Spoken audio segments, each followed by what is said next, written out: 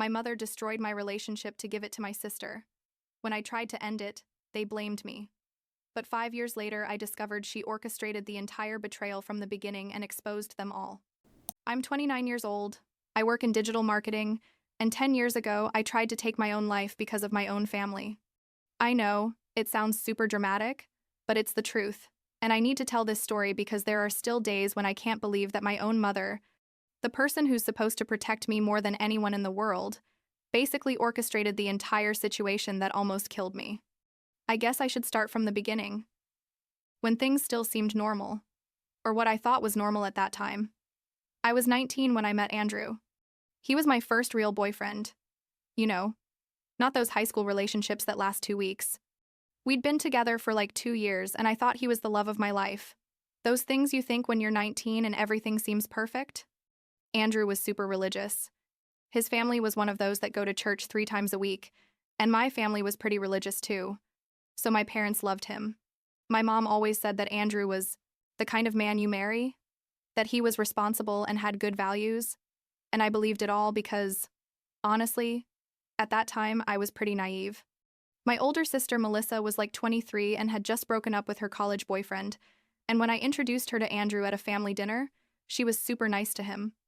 Like too nice now that I think about it, but at that moment I didn't see anything weird because, why would I?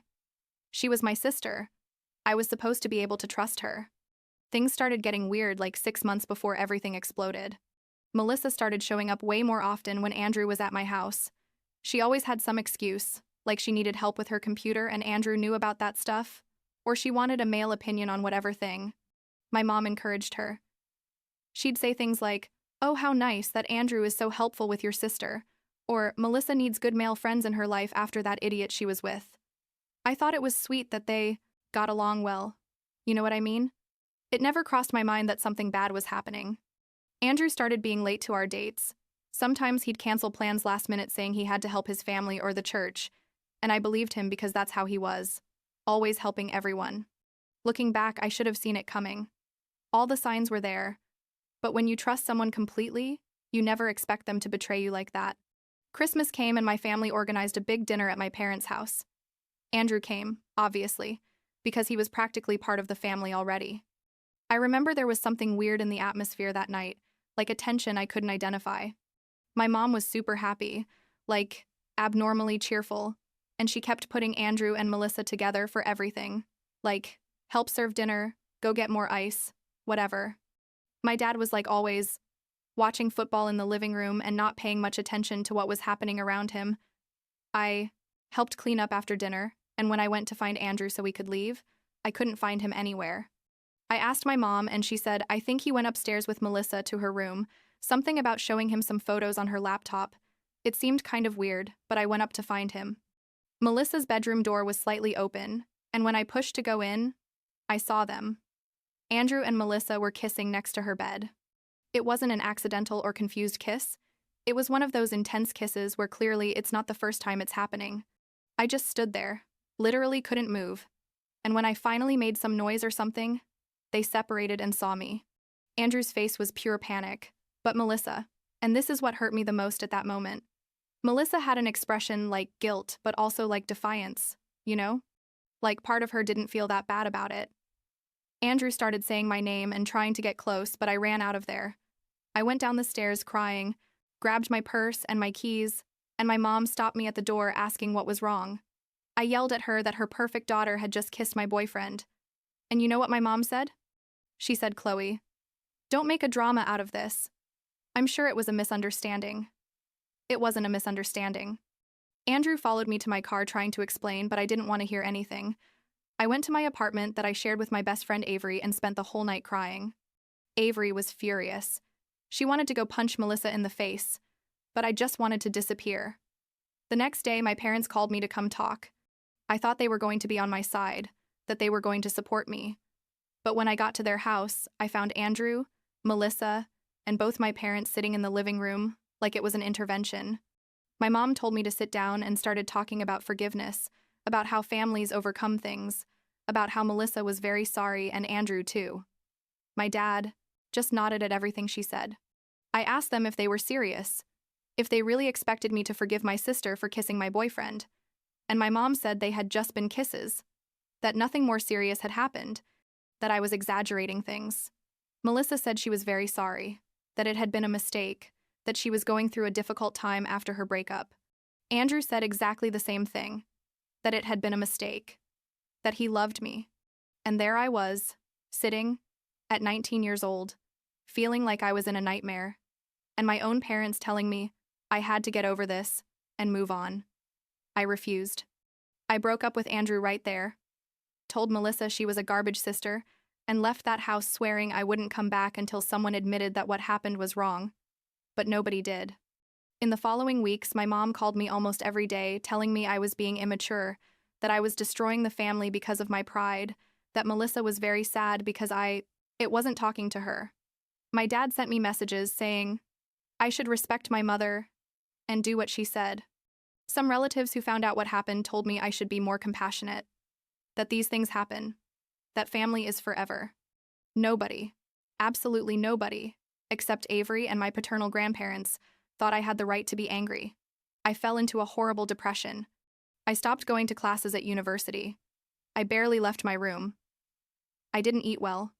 I cried all the time. Avery tried to help me, but I pushed her away. I didn't want to talk to anyone. Like 3 or 4 months went by like that, where I basically just existed but didn't live. You know what I mean? Everything seemed gray and meaningless. I kept receiving messages from my family telling me it was enough, that I had to mature, and each message was like another blow. One day, I think it was in March or April, I'm not sure, I decided I couldn't take it anymore. I wrote a long letter explaining everything. Absolutely. Everything. How I felt, what had happened, how my family had betrayed me, and I scheduled it to post on my social media the next day. Then I took all the pills I found in the medicine cabinet. Avery saved my life. She had left work early that day because she wasn't feeling well, and when she got to the apartment, she found me unconscious in my room with the empty bottles next to me. She called 911 immediately. According to what she told me later, the paramedics said that if she had arrived an hour later, I probably wouldn't have made it. I woke up in the hospital with Avery crying next to my bed. The first thing I thought was shit. It didn't work. And then I felt horrible for thinking that because Avery was devastated. They put me on suicide watch and I had to stay hospitalized for like a week. My parents came to visit me once. Just once. And it was basically to tell me I had embarrassed them. How could I do this to them? Melissa never came. Andrew didn't either. The only ones who were there every day were Avery and my grandparents.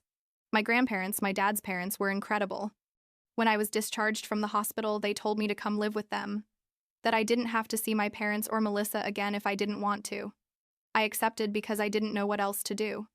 It was during those days when the letter I had scheduled got published. Avery confessed to me that she had shared my post and had tagged all my family, Andrew, people from the church, everyone. The thing went viral in our community. Suddenly, everyone knew exactly what had happened, how my family had treated me, how I had tried to kill myself because of them. My mom was practically expelled from her church group because people thought she was a bad mother. My dad lost several friends who saw him as complicit, and Melissa was publicly humiliated by everyone. Andrew was sent by his ultra-religious parents to live with some relatives in another state because they didn't want the scandal, and his relationship with Melissa ended almost immediately. Basically, everyone suffered social consequences for what they had done to me. I cut off contact completely. I blocked my parents, Melissa, Andrew, all the relatives who had told me I was exaggerating. My grandparents totally supported me in that decision. I started therapy, which was super hard at first because I had to face all the pain and betrayal, but little by little, I started improving. I went back to university after taking a semester off. I changed my major because I needed a fresh start, and I tried to rebuild my life piece by piece. During the following years, my parents and Melissa tried to contact me several times. My mom sent me long emails talking about forgiveness and family. My dad left voicemails telling me to please call him. Melissa wrote me like 20 letters that I never opened. I didn't respond to anything. Avery told me I was being super strong and that she admired me for standing firm in my decision. My grandparents never pressured me to reconcile with my dad, their own son, which meant so much to me. I had an accidental encounter with Melissa like 2 years after the suicide attempt. It was at a supermarket. I was buying stuff for dinner when I saw her in the dairy aisle. She looked different, thinner, with shorter hair. She saw me and her eyes filled with tears. She came closer and started saying, "Chloe, please, I need to talk to you. I'm so sorry. You don't know how much I regret it." I just looked at her, felt absolutely nothing, like she was a stranger, and kept walking without saying a single word. I heard her crying behind me, but I didn't stop. Things got weirder like 5 years after everything. I was 24 and was living alone, working at my first real marketing job. One day, I received a call from a number I didn't know, and when I answered, it was Andrew. I hadn't talked to him since that horrible family meeting. He told me he needed to see me, that there was information I needed to know, that it wasn't what I thought. I told him I wasn't interested, but he insisted, said it had to do with my mom, that there were things I didn't know. Something in his tone made me accept. We agreed to meet at a public coffee shop. When I arrived, Andrew looked older. He had a beard and glasses he didn't use before. He was nervous, drinking his coffee with trembling hands. I sat across from him and told him he had 10 minutes to tell me whatever it was he had to say. And then he dropped a bomb on me. He told me that my mom had known about his relationship with Melissa from the beginning, that in fact she had been the one who encouraged it. I thought he was lying, that he was trying to justify himself, but he took out his phone and showed me messages, dozens of messages from my mom to Melissa from months before that Christmas. Messages where my mom told Melissa that Andrew was perfect for her, that I was too young and immature for a man like him, that Melissa and Andrew made a better couple. Messages where my mom gave Melissa advice on how to approach Andrew, on how to make him see that she was a better option than me. I literally couldn't breathe while I read those messages. Andrew explained to me that he had been confused, that my mom sought him out constantly, invited him to family events when I couldn't go, put Melissa in his path all the time. He said he knew it was wrong. That's why everything ended the way it did, but that he wanted me to know that my mom had orchestrated everything from the beginning. I asked him why Melissa had kept those messages, and he said she probably didn't even know she had them, that he had seen them once on her phone and had photographed them because something told him they would be important someday. He asked me if I had ever questioned why my parents pressured me so much to forgive Melissa, why nobody supported me. And suddenly everything made sense in a horrible way. I went to my parents' house that same day. I hadn't been there in 5 years. My mom opened the door and was so surprised to see me she almost fell. My dad was in the living room and got up immediately when he saw me come in. I showed them the messages on my phone without saying anything. I watched my mom's face go from shock to fear to something like resignation. My dad read the messages and went pale. He asked my mom if that was real, and she, after a long silence, nodded. She said she had done it because she believed Melissa was a better match for Andrew, that I was too young and that Melissa needed someone stable after her breakup. She said it had been for everyone's good, that I would eventually find someone else, that she didn't think I would take it so badly. My dad looked at her like he didn't know her. He asked her if she knew about the suicide when she did all that, and she said obviously not, that she never thought I would go to that extreme. I asked my dad if he knew anything about this. He swore he didn't, that if he had known, he would have never been on Melissa's side, that my mom had told him it had just been a drunken mistake between Andrew and Melissa, and he had believed her. I don't know if I completely believe him, but something in his eyes made me think maybe he was telling the truth. Either way, it didn't matter anymore. I told my mom she was the worst person I knew, that she had destroyed her own daughter for her other daughter, that I wished she could understand the damage she had done to me, but she probably never would. Melissa came in at that moment. She had heard everything from her room. Yes, she still lived with my parents at almost 30 years old, and tried to say something, but I raised my hand and told her I never wanted to hear from her again. I left that house and haven't been back since. That was like 4 years ago. Now I'm 29. I live in a nice apartment with a cat I adopted last year. I work at a digital marketing company that I love, and I'm still in therapy because some wounds take a long time to heal. My grandparents are still my real family. Avery is still my best friend, and basically my real sister.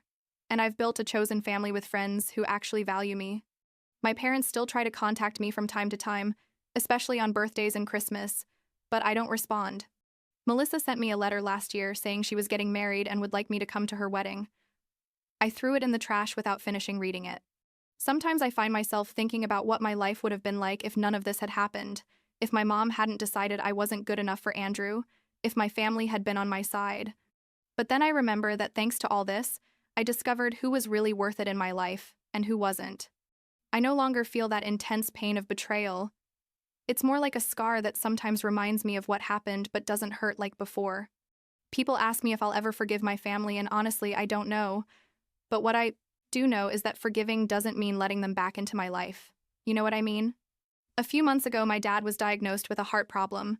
Nothing super serious, but significant. My grandmother told me and asked if I wanted to go visit him. I said no. I know a lot of people think that makes me a bad person, that I should be there for my family no matter what happened, but I already gave everything I had to give to those people, and it almost killed me in the process. I don't owe them more of me. My therapist says that choosing my peace of mind over social expectations is one of the healthiest things I've done, and I believe her. Last week, Avery and I went for coffee, and she told me something that stuck with me.